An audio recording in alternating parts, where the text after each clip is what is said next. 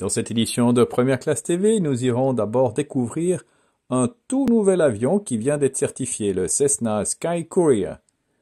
Un avion plutôt de conception traditionnelle. Ensuite, nous irons un pas supplémentaire dans le futur pour faire un point sur les eVTOL et voir que certains sont commandés en grand nombre d'exemplaires. L'exemple de NetJets qui vient de commander 150 eVTOL, des jets électriques. Le futur de l'aviation, c'est tout de suite sur Première Classe TV.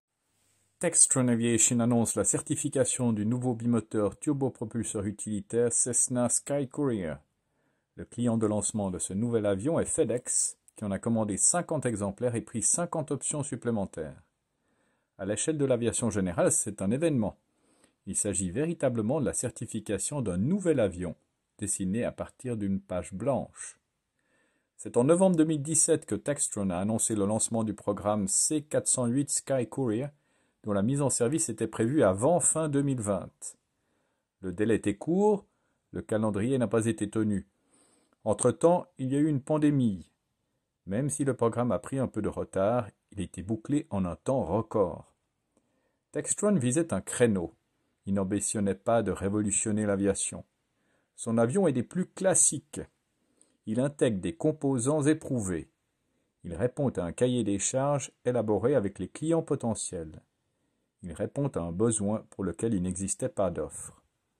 Au final, le Cessna Sky Courier est un biturbopropulseur à aile haute destiné aux opérateurs de fret aérien, de transport de passagers et de missions spéciales. En plus de la version de lancement cargo, il existe une variante 19 passagers du Sky Courier qui comprend des entrées séparées pour l'équipage et les passagers ainsi que de grands hublots en cabine.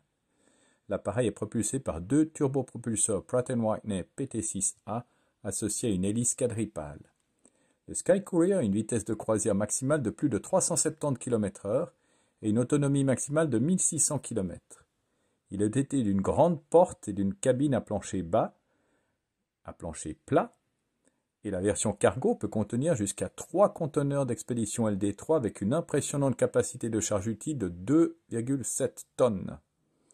Les 3 avions du programme d'essai et de certification ont accumulé plus de 2100 heures depuis le premier vol en mai 2020. La première unité de production du Sky Courier est en service depuis début de cette année à Wichita. Dans la foulée de la certification, la prochaine étape sera la livraison du premier exemplaire à FedEx. Oubliez les limousines, oubliez Uber. NetJets prédit que ce jet Lilium raccourcira drastiquement les trajets entre les aéroports et les centres métropolitains. Allez-vous bientôt sauter dans un jet électrique plutôt que d'utiliser la limousine d'entreprise ou UberX? La plus grande entreprise d'aviation d'affaires NetJets est le dernier opérateur aérien à s'être associé à un fabricant d'eVTOL pour faire gagner du temps à ses clients. NetJets a signé un protocole d'accord pour acquérir jusqu'à 150 avions électriques de Lilium. L'aéronef régional électrique offrira davantage d'options d'itinéraires aux propriétaires de NetJets pour leurs vols privés. Lilium a déjà lancé un hub mobilité dans le centre de la Floride. NetJets a déclaré qu'il envisagerait de travailler avec Lilium sur ce hub. Son aéronef devrait être certifié en 2024 et pourrait être configuré en version 4 passagers ou 6 passagers plus un pilote. United a déclaré l'année dernière qu'elle investirait dans le fabricant d'eVTOL Archer et a passé une commande pour $1 milliard pour ses avions. Archer a déclaré qu'il prévoyait de commencer la fabrication en série en 2023. Joby, basé en Californie, s'est associé à ANA, la plus grande compagnie aérienne du Japon, pour établir un service de covoiturage aérien au Japon. Toyota a également rejoint le partenariat. L'aéronef de Joby, à 5 places, aura une portée maximale de 250 km et une vitesse de 300 km/h. L'entreprise teste actuellement son aéronef et prévoit le lancement des opérations commerciales en 2024. C'est ainsi que se termine cette édition de Première Classe TV. N'oubliez pas de cliquer sur j'aime, de vous abonner, de partager ces vidéos. Nous nous retrouvons dans une semaine sur Première Classe TV pour toujours l'aviation du futur.